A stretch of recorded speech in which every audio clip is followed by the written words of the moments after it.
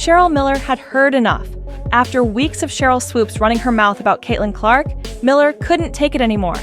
On the All the Smoke podcast, she hit back hard. With that being said, you big dummies, you getting paid now. Right.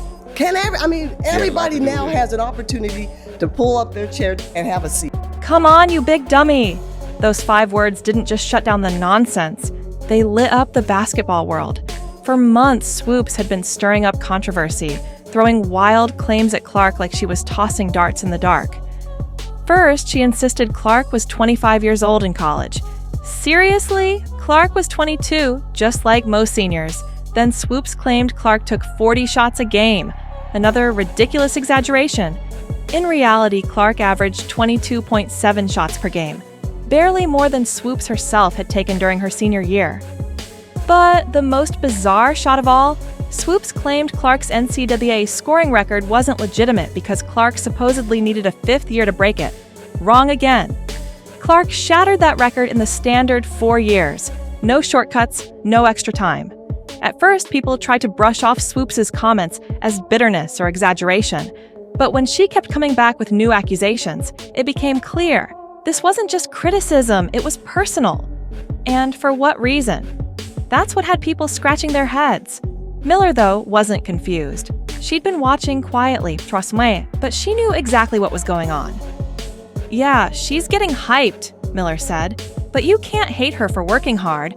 Miller wasn't just talking from the sidelines. She had coached Clark during the 2024 WNBA All-Star Game. She saw firsthand how hard Clark worked, how much pressure she was under, and how much noise she had to block out just to focus on her game. But Miller didn't just defend Clark. She fired back at the critics in a way that hit where it really hurt. Is she getting paid now? Miller asked. Yes, and so are you. That line stung. And it was meant to. Miller knew the truth. Clark wasn't just making headlines.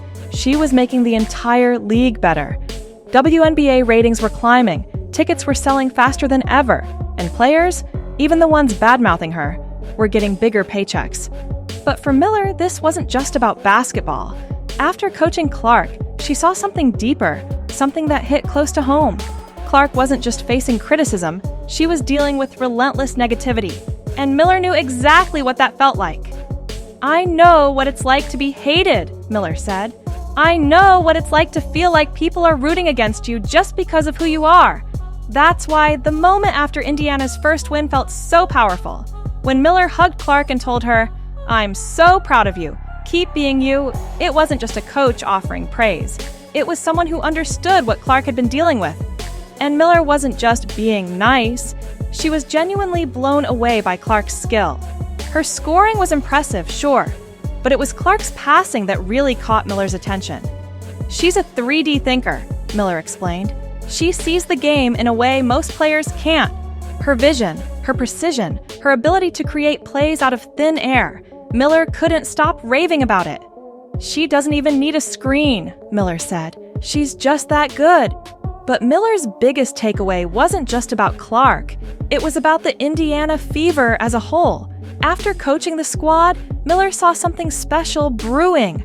This is not a team people want to play, Miller warned. They're fearless. They don't back down. Miller's message couldn't have been clearer.